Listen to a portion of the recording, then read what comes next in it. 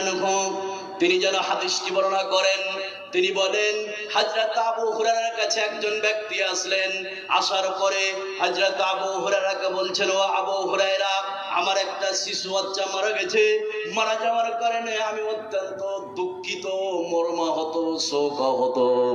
ও আবু হুরায়রা, বিশ্বনবীর মুখ থেকে শিশু বাচ্চা মরার ব্যাপারে কিছু শুনেছো নাকি?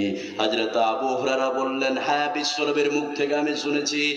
বিশ্বনবী বললেন, এই পৃথিবীতে যে সব শিশু বাচ্চা মারা যাবে, মারা যাওয়ার কারণে ওই শিশু বাচ্চা জান্নাতের মধ্যে চলে যাবে। আর কিয়ামতের ময়দানে বিশ্বনবী বললেন, কিয়ামতের ময়দানে তার পিতামাতার কাপড় ধরে জান্নাতের দিকে নিয়ে যেতে শুরু করবে।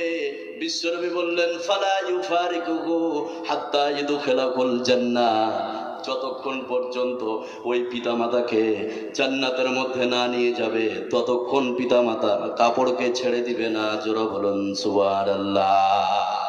জান্নাতে যাওয়ার 8 নম্বর সহজ আমল